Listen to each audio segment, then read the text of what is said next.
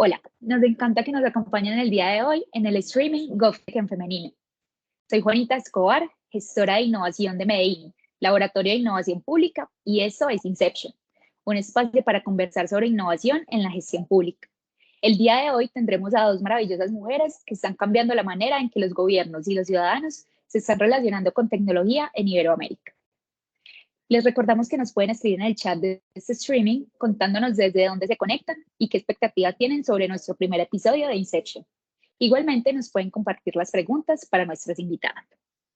Damos la bienvenida a Idoia Ortiz. Ella es cofundadora y CEO de Gove.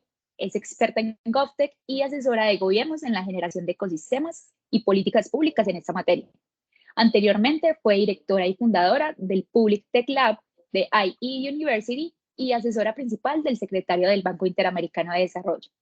Tiene un MBA en el MIT, un máster en Georgetown University y fue reconocida por la revista Apolitical como una de las 100 personas más influyentes del mundo en gobierno digital. Bienvenida, Idoia. Muchísimas gracias, es un placer. También tenemos a Ana María Valencia. Ella es abogada de la Universidad de Medellín, especialista en nuevas tecnologías, innovación y gestión de ciudades de la Universidad Externa de Colombia y actualmente es candidata a magíster en Gobierno y Políticas Públicas de la Universidad de AFIP. Lideró la creación de la Secretaría de Innovación Digital del Distrito Especial de Ciencia, Tecnología e Innovación de Medellín, en donde actualmente se desempeña como subsecretaria de Ciudad Inteligente. Allí también estuvo a cargo de la conformación, implementación y desarrollo de nuestro Laboratorio de Innovación Pública Medellín y su Centro de Diseño Regulatorio, la implementación de la política de gobierno digital en la entidad, la prevención del daño antijurídico en el despliegue de proyectos con componente tecnológico y la estrategia de compras públicas para la innovación como herramienta para la innovación abierta. Un gusto, Ana. Hola Juanita, hola Idoia. Un gusto estar acá hoy en nuestro primer capítulo de Inception. Perfecto, bienvenidas a ambos. Muchas gracias por estar aquí con nosotros. Para empezar, queremos saber cómo fueron sus inicios en el sector GovTech. Idoia, ¿por qué sentiste interés en este tema? Bueno, yo empecé, cuando empecé a hablar y a pensar y casi a soñar o tener pesadillas casi con GovTech, hace 7 años. Yo creo que estaba cuando estaba haciendo un MBA en Estados Unidos, en Boston, y yo venía de lo público. Yo al final tengo 17 años de experiencia con temas de administración pública y gobierno, además, mucho en América Latina, mucho desde el BID. Y bueno, estaba buscando el siguiente paso, me interesaba, estaba empezando, bueno, no empezando, pero ya se estaba movilizando bastante la agenda de gobierno electrónico, administración electrónica y demás. Y bueno, se me ocurrió que podría ser muy interesante seguir aprendiendo en una universidad que estaba más enfocada en lo privado, pero para saber lo que estaba pasando en lo digital y en lo tecnológico, en lo privado, para traerlo a lo público, ¿no? Y ahí es en donde en la universidad encontré este maravilloso espacio que para mí era suficientemente nuevo para poder entrar de cero, que era lo que me pasaba en ese momento, en donde podía realmente aprovechar toda la oportunidad y todo el conocimiento y experiencia que yo tenía en gobierno, pero trabajando esta parte de emprendimiento, tecnología e innovación de otra manera, desde un espacio donde muy poca gente estaba trabajando en ese momento, ¿no? Esto era 2017, el gobierno, el mercado GovTech en Estados Unidos ya era una realidad, ahora lo es todavía más. En Europa empezaban, bueno, antes Gran Bretaña era parte de Europa, ¿no? En ese momento empezaban a trabajar este espacio GovTech.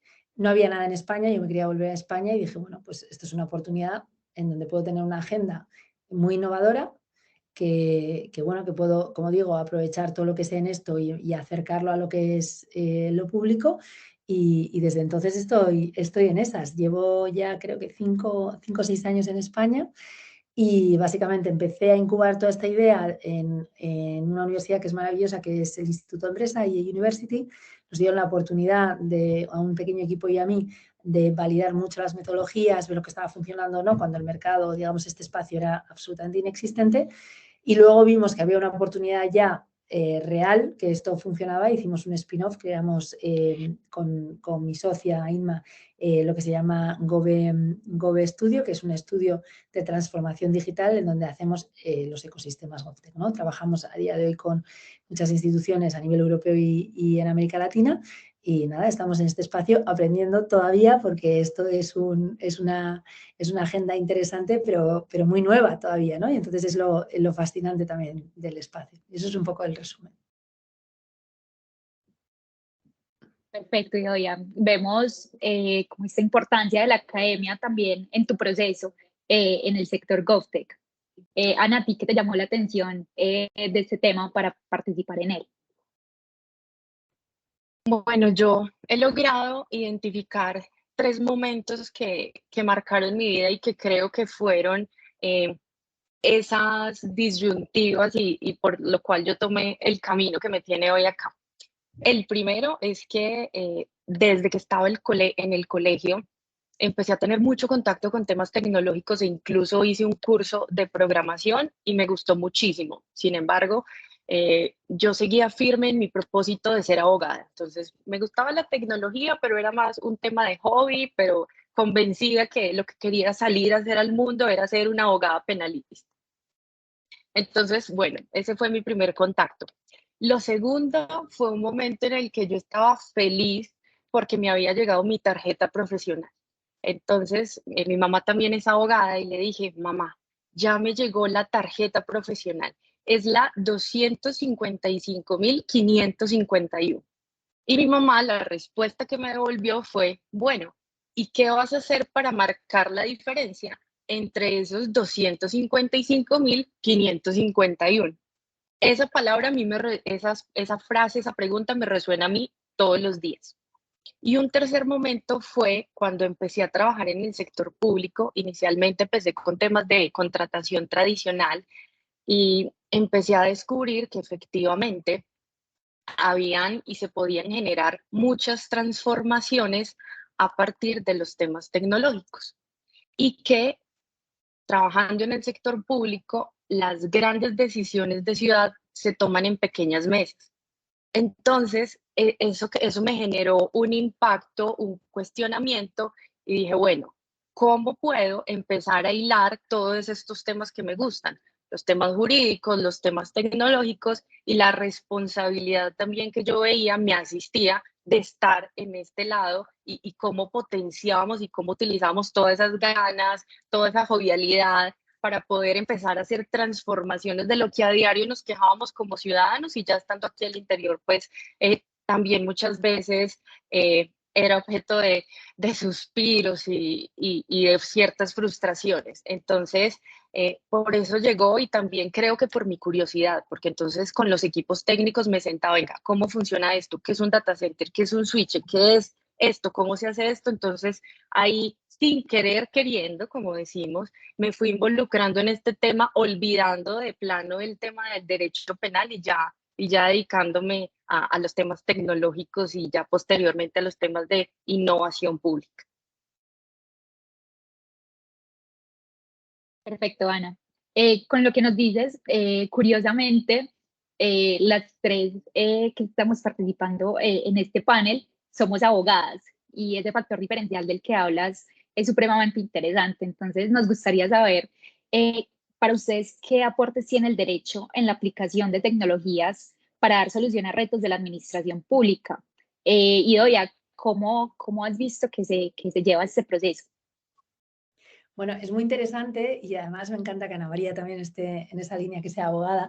Bueno, yo no puedo decir que soy abogada, estudié Derecho. Yo me quedé un poco en el camino, estudié Derecho, me saqué mi licenciatura, pero nunca ejercí como abogada. Pero es gracioso porque en todos los trabajos que he tenido, la parte jurídica me ha llamado mucho la atención y además, digamos que mi cabeza fue entrenada para entenderla, ¿no? O por lo menos que no me diese pereza, ¿no? Porque hay mucha gente, con la tecnología también, ¿no? Hay gente que le da pereza como ya empezar a pensar en lo tecnológico. Bueno, pues a mí nunca me dio pereza pensar en eso, ¿no? Entonces ya volviendo en el espacio GovTech, es muy interesante porque una de las ventajas, bueno, uno de los espacios que tienes que entender muy bien si quieres promover los ecosistemas GovTech es la contratación pública. Es la contratación. Y yo no diría que es la única barrera, pero es una de las grandes barreras para tener un mercado mucho más abierto y competitivo de soluciones. Entonces, yo, por ejemplo, veo que siendo una promotora de este espacio GovTech, no siendo para nada tecnológica, entiendo la tecnología, soy digital, todo lo que quieras, no soy una ingeniera de telecomunicaciones o de datos, pero me he encontrado en un espacio en donde mi conocimiento y mi propuesta de valor es absolutamente fundamental. Diría más, en el espacio GovTech hay que entender muy bien a tu cliente. Si tú quieres vender a tu cliente, tienes que aprender y entender qué es lo que quiere y qué tipo de motivaciones. Hay que aprender a segmentar muy bien tu cliente público. No es lo mismo trabajar o hablar o intentar vender a un alcalde que intentar vender al oficial de IT. Hay que entender los ciclos. Hay que entender los ciclos electorales o hay que entender los ciclos fiscales. Hay que entender cómo se informa, cómo la administración pública para comprar futuras tecnologías o servicios o productos, que de alguna forma u otra también está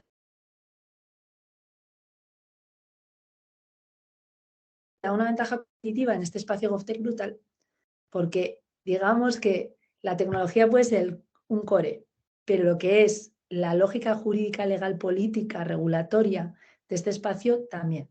Entonces, creo que justo, digamos, abogados o los que hemos estudiado legal, en este contexto somos muy competitivos y podemos aportar muchísimo porque aportamos muchas de las claves de ese acercamiento entre nuevas soluciones y en la administración. Diría más, hay muchísima gente, y yo siempre lo digo así, hay muchísima gente, diseñadores, desarrolladores, bueno, tecnólogos, lo que quieras, que está con unas ganas tremendas de impactar en la administración porque creen que puede generar valor. Yo a esas personas siempre digo, fenomenal, pero entonces tienes que saber hablar con la administración, no te puede dar pereza la lógica política, no te puede dar pereza la contratación pública y ese es el espacio. Entonces, es verdad que conjugar gente que le gusta la tecnología, el diseño y además el derecho, bueno, la parte jurídica no es tan evidente, pero es absolutamente fundamental. Por lo tanto, como digo, es un espacio que creo que te da una diferenciación importante, como lo decías, lo que comentabas, Ana María, de tu madre, me parece excelente, se lo voy a decir a mis hijos también cuando tengan edad, pero diferenciate, pues es una especie, ¿no? Pues en este espacio yo creo que gente que nos gusta esta parte jurídica o nos atrae y no nos da pereza, pues es importante. Yo siempre digo que a mí, por ejemplo, la contratación pública me parece muy creativa. Todo el mundo se me queda como que creativo. Digo, sí, es como un fiscalista,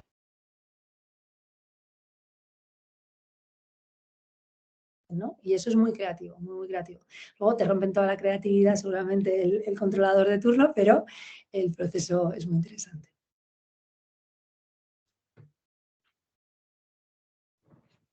Súper, Idoia.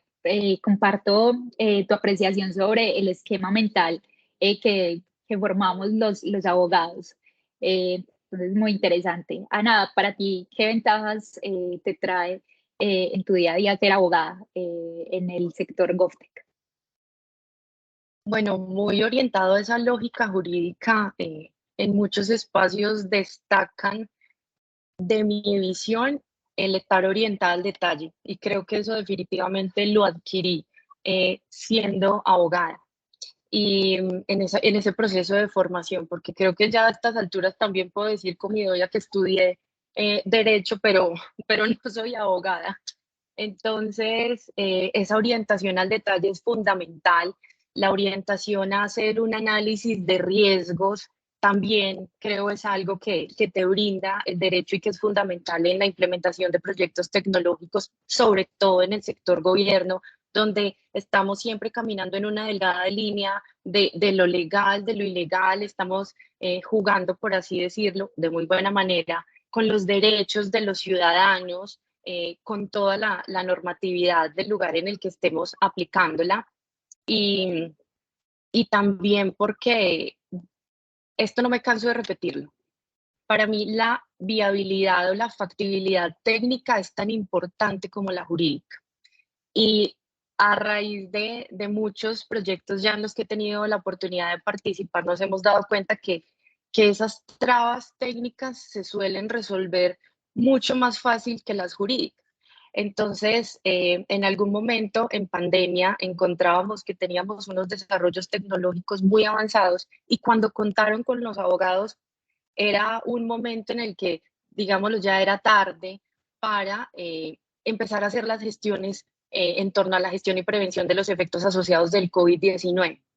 Entonces, yo decía, esto es importante, en algún momento los ingenieros se van a dar cuenta de la importancia y por terca seguí adelante, por terca seguí diciendo, esto es importante, téngannos en cuenta y creo que hemos ganado muchísimo espacio, al menos en lo que es Medellín, en manejar tanto la parte jurídica como la parte técnica a la par de todos estos proyectos y, y creo que definitivamente sí, sí es fundamental. En algún momento un jefe me decía, yo no entiendo qué hace un abogado trabajando en temas de TI.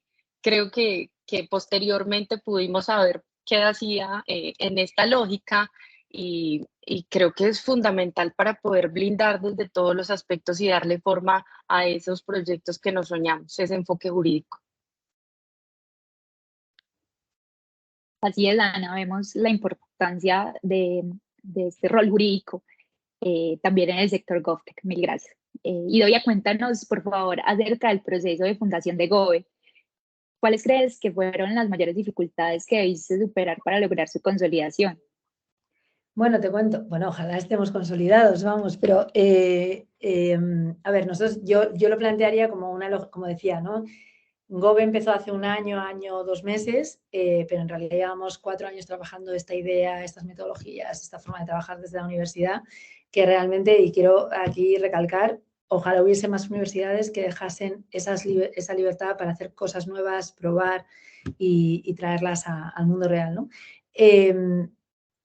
A ver, nosotros al principio, esto es interesante, cuando empezamos, porque es verdad, nosotros no somos una institución pública, somos un estudio que ayudamos a instituciones a generar sus ecosistemas. Pero digamos que cuando empezamos a trabajar GovTech es que no había nada en España, nadie hablaba de GovTech, nadie. Entonces teníamos que generar el mercado, o sea, teníamos que generar el ecosistema, que es básicamente lo que Medellín está intentando hacer en Medellín, lo que Vizcaya intenta hacer en Vizcaya, lo de Colombia, o sea, los de Chile intentan hacer en Chile, etcétera, ¿no? Y nosotros lo planteamos así, decir, bueno, pues, ¿cómo hacemos para que esto sea una realidad? Y empezamos, por ejemplo, inicialmente, pues decíamos, bueno, si el sector público todavía no en España no está maduro suficiente y demás y tal, bueno, vamos a trabajar desde la oferta, vamos a hablar con grandes proveedores, integradoras tecnológicas, etcétera, este espacio GovTech, asumiendo que ellos querrían conocer nuevas soluciones digitales para acercar la mejor solución a las administraciones públicas y tal.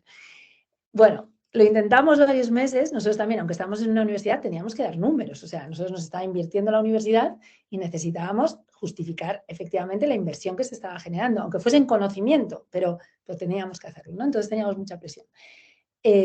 Claro, nos dimos cuenta que el ecosistema de grandes proveedores, el ecosistema de transformación digital, no pedía, o sea, no les daba igual esto. ¿Por qué? Porque la administración todavía no lo quería. O sea, en un mercado al final lo que necesitas es cliente. Necesitas un cliente que exija al mercado este tipo de soluciones, este tipo de proveedores, este tipo de trabajos. Entonces ahí nos dimos cuenta de decir, bueno, pues igual es más difícil, pero lo que tiene sentido es empezar desde la demanda, generando demanda desde las instituciones públicas españolas de este tipo de solucionadores, de este tipo de soluciones tecnológicas.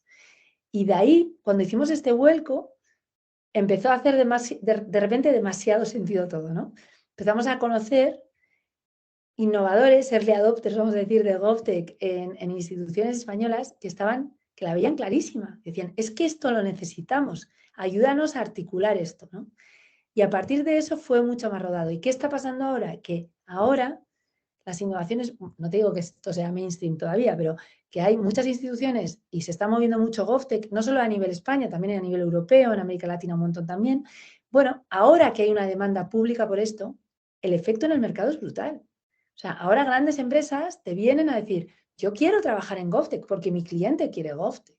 Yo quiero aprender a colaborar con pequeñas empresas porque el cliente hay. Claro, empresas tecnológicas muy buenas, pequeñas, startups, scale-ups y demás, decir, bueno, antes no me interesaba lo público porque era muy difícil. Hombre, igual ahora es una opción. Todavía nos falta la inversión. Todavía los inversores, y es uno de los escollos que estamos viendo todavía, Yo creo que falta mucha evangelización al inversor tradicional de impacto, o sea, de impacto, perdón, de fondos de inversión, de alto riesgo y demás, de decir, bueno, es que igual el mercado de lo público no es que sea tan malo como tú crees, es que no lo conoces y no conoces las métricas y no sabes lo que tienes que exigir a una empresa en la que inviertes, qué KPIs necesitas exigirles, porque igual es diferente a lo que les exiges a una empresa B2C, seguro, pero igual no tan diferentes a lo que le exiges a una B2B. Bueno, ese parte para mí, si a mí me preguntas, creo que a nivel de demanda, no digo que, otra vez, no es que esto sea una demanda por todo tipo de administraciones, pero creo que instituciones públicas como el BID, la CAF, la OCDE lo están planteando como parte de la estrategia de digitalización de las instituciones. Entonces eso ya está en la agenda, que es lo que queríamos, ya está en la agenda. La oferta, lo que es el mercado, está reaccionando. Si me dices el último escollo para que empiece a articularse esto de manera más sistemática, es la parte de inversión. Y creo que ahí las administraciones públicas tienen mucho que decir. Estamos viendo, por ejemplo, el caso de Córdoba, Argentina, de la ciudad, que ha creado el primer fondo público para invertir en soluciones que tienen valor para su provisión de servicios, que tiene todo el sentido, ¿no? Entonces, creo que ahora que hay esa falla de mercado, esa falla todavía de confianza por parte del inversor en este tipo de mercado, porque no es que no confíen en la startup, es que no confían en la administración como buen cliente, que es muy diferente. Eso, el que tiene la solución es la administración, los gobiernos, dando el señal al mercado de, ojo, yo lo compro así, yo soy un mercado, soy un buen cliente, y además siendo los que primero empiecen a invertir en este tipo de soluciones para que efectivamente el flujo empiece a producirse, ¿no? Entonces, en resumen, en eso, bueno, sí hemos conseguido escollos, pero, o sea, hubo complicaciones, pero sí es verdad que creo que es una agenda que tiene tanto sentido que bueno, es, como siempre decimos, mucha voluntad política y una estrategia muy clara de cómo vas a hacer las cosas, porque no deja de ser una agenda difícil. Claro, un proceso supremamente valioso el que llevan en Gove. Bueno, Ana, tú como servidora pública, ¿cuáles crees que son los principales obstáculos que enfrentan las mujeres en cargos directivos dentro del sector gobierno? Bueno, hay unos en términos generales y otros sí muy aplicados a lo que es esa brecha histórica en temas de género y obviamente esto es desde la experiencia que he podido vivir en este tiempo. Las personas tienden a subestimar aún el género femenino y este es un sector que tradicionalmente ha sido marcado por la presencia de hombres. Entonces, cuesta mucho que una mujer entre a romper ese esquema y en el sector público acá se ha presentado que también las personas suelen ser mayores. Entonces, otro tema que se le suma al tema de género es el tema de la edad. Entonces, resulta ser un poco complejo al inicio porque es como, venga, mujer y joven, porque cuando empecé a trabajar en estos temas tenía 23 años, actualmente tengo 30 años, entonces eso empieza a generar como cierta resistencia. Debo decir que las cosas también cambian, ¿cierto? Debo decir que en la medida en que uno empieza a trabajar con ellos, en la medida en que empieza también a entablar relaciones, pero sobre todo a evidenciar las capacidades que se tienen, va adquiriendo uno mayor terreno y mayor confianza por parte de ellos. Creo también que se ha avanzado mucho en el tema, no solamente aquí en Medellín, sino a nivel mundial, no al incluir obligatoriamente una cierta parte de cuota de género en cargos directivos, que fue como inicialmente se empezó a tratar, sino porque efectivamente las mujeres hemos demostrado que tenemos las mismas y a veces hasta más capacidades de gestión y sobre todo de organización. Ellos, los mismos hombres lo destacan dentro de cualquier rol, sobre todo los directivos. Entonces, en ocasiones es complejo, obviamente esto es un tema muy asociado a temas culturales y a temas que venimos arrastrando desde hace mucho tiempo, pero creo que se puede cambiar y mira, muestra de ello es este panel, que es que ya tenemos mayor porcentaje de mujeres para el caso de Medellín en el gabinete distrital, ¿cierto? Y todo eso va dando luces de esa transformación que está viviendo la sociedad en pro de las mujeres y también de resarcir cualquier tipo de brecha más amplia que hubiere, sin querer decir que la hemos eliminado del todo, pero creo que sí hemos ganado terreno a pulso y eso las generaciones futuras lo agradecerán mucho.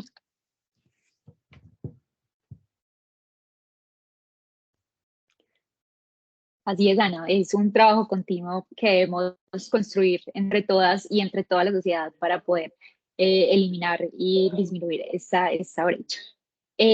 Alguien conectado, una persona conectada nos hace la pregunta de si ambas consideran necesario tener una perspectiva de género al momento de hablar de temas GovTech.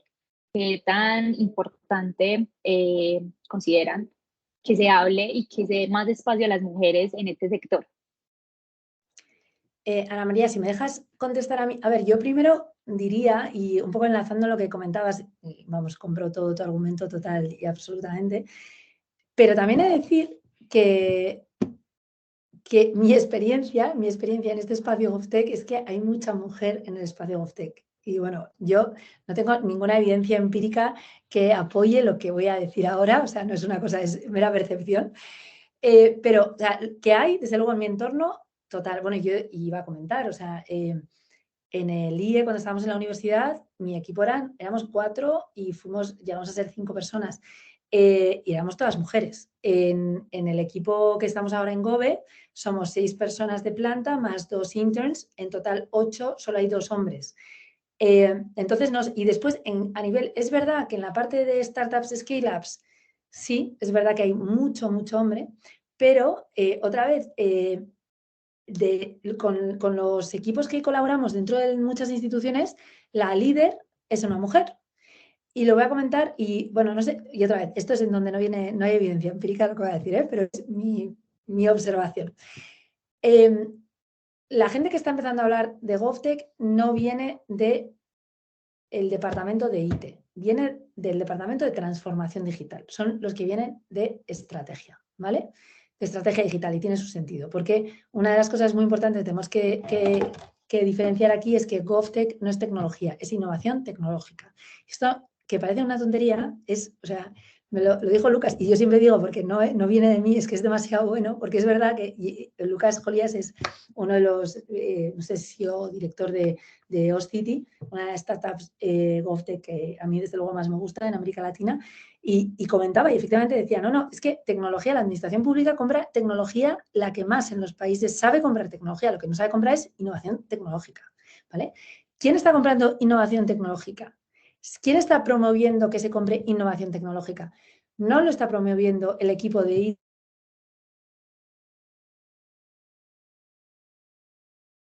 la ciberseguridad, la interoperabilidad, tal. No, viene de los equipos de transformación digital que piensan más en estrategia. Y en esos equipos, yo lo que veo es que hay mucha mujer, mucha. Es verdad que en la parte de IT pura y dura todavía es casi todo hombres, pero en los de transformación, bueno, mira, Ana María, yo qué sé, Sayoa en Diputación Foral de Vizcaya, Montaña en Las GAT en España, Natalia en Ivo, Yolanda Martínez, que está en GovStack y llevó un montón de temas de digitalización estratégica para el Gobierno de México, Aura Cifuentes, que también trabaja en esto colombiana. Hay mucha gente, acabo de hablar, uruguayos, los que están llevando innovación en educación, Karina, son mujeres. Entonces, ¿y por qué creo? Y otra vez, sin ningún tipo de base empírica, pero creo que igual en estos espacios de innovación tecnológica, obviamente la creatividad pesa mucho. Y yo no sé si es que las mujeres somos más creativas o las mujeres tenemos que ser más creativas para hacer algo y que se nos reconozca. No lo sé, pero el hecho es que cuando el espacio en donde te mueves es tecnología más creatividad, más innovación, hay más mujer. Otra vez, sin correlación alguna de datos, pero esa es la tendencia que yo estoy viendo. Entonces, en este espacio GovTech sí hay mucha mujer, hay mucha. Juanita, perdón, Perfecto. antes de que sigas ahí, creo que acabo de identificar eh, la razón, y es que acá tenemos el área que nos hemos encargado de estos temas de innovación y de compra pública, está dentro del área de TI. Creo que por eso esta perspectiva y por eso también esa tuya, pero total, tiene muchísimo sentido eso que dices, Idoia. Perfecto. Para finalizar, nos gustaría saber si alguna vez han recibido un consejo de otra mujer que hoy nos quieran compartir. No sé, empiezo. Ana María, empieza. Bueno, tuve la oportunidad en mis inicios de trabajar con muchas mujeres que eran jefes mías, a pesar de no ser en el campo tecnológico, cuando empecé con todos los temas contractuales y administrativos en general. Y hubo una que me marcó mucho porque se preocupaba más por el bienestar mío en su momento que por los temas de trabajo. Entonces, siempre que íbamos para cualquier reunión, estábamos en cualquier espacio, me preguntaba, ¿cómo estás? Entonces yo empezaba a hablarle de trabajo, no, esto va en esto, esto, y me dice, no, ¿cómo estás tú? ¿Eres feliz en lo que estás haciendo? Entonces, preguntas como esa, y cuando me sentaba a hablar con ella, eh, siempre me llevaban, y ella incluso me lo repetía, a pensar en, primero busca tu felicidad y lo demás va por añadidura, ¿cierto? Entonces, creo que eso hoy en día lo perdemos entre tantos ajetreos de nuestra cotidianidad, pero el reto de buscar eso es ella que tanto decía, la felicidad, a veces eso suena muy efímero, pero creo que los mejores consejos que yo puedo decir que me han dado en la vida no han sido en temas profesionales, obviamente han habido algunos muy valiosos, los que me han podido dar las mujeres en temas personales, porque eso indiscutiblemente ha llevado al desarrollo tanto de la persona, el ser humano que soy hoy, y en consecuencia también de que tenga esas herramientas, llamémoslas de vida, para poder empezar a mover muchos temas en el ámbito profesional. Creo que esos son los que más destaco yo que me han dado muchas mujeres muy valiosas que han estado en mi vida. Bueno, no sé, no, o sea, tengo una un poco más profesional, un poco más personal, quizás sería, no sé, mi madre siempre era, o sea, tiene una forma de ser como muy peculiar y muy divertida y siempre es como típica persona que intenta que todo salga bien. Y si no, no se diga algo bien o lo que sea, dice, es lo que hay, o sea, asumir y para adelante. O sea, esa fuerza creo que me ha ayudado mucho en lo profesional y profesional, en lo personal y profesional. O sea, o esa filosofía de vida, ¿no? De no pasa nada, para adelante. Pero eso sí, una vez lo has intentado, ¿no? Y otra como más en este ámbito GovTech, y la verdad es que lo pienso un montón, y cuando lo has dicho ahora me ha venido también de primeras a la cabeza. Una exministra española, cuando en este primer proceso que os dije de acercamiento a lo privado, ahora ella está en la empresa privada y tal, bueno, pues tuve la oportunidad de presentarle el proyecto, esto de GovTech, y otra vez hace 5 o 6 años era como de, ¿qué andas tú diciendo que las startups y scale-ups pueden trabajar con las administraciones? Yo le contaba eso con mucho interés y decía, no, es que hay mucha innovación que no llega a las administraciones, que podría impactar a millones de personas y esto no está pasando por esto. Entonces hay que hacer tal cual. Y estábamos como 6 personas, yo creo. Era ella, yo y como cuatro hombres, ¿no? Y los 4 hombres, con muy buena voluntad, era, sí, pero es difícil porque no sé cuántos, y esto tal cual, y esto no va a salir porque no sé qué, no sé cuántos, y esto tal. Y ella no habló nada hasta el final y dijo, Idoia, es que hay que hacer. Es que tiene todo el sentido lo que estás diciendo. Hay que hacer. Es difícil, pero hay cosas que son difíciles, pero es que que hay que hacer. Entonces, y es verdad, y ese consejo de decir, oye, si tú ves algo claro, que es que no hay otra, es que hay que hacer, oye, me estás diciendo que hay mucha innovación, que no acerca, que se podría es que esto hay que hacerlo, ya está, da igual. Joder, eso para mí me marcó, digo, porque es verdad.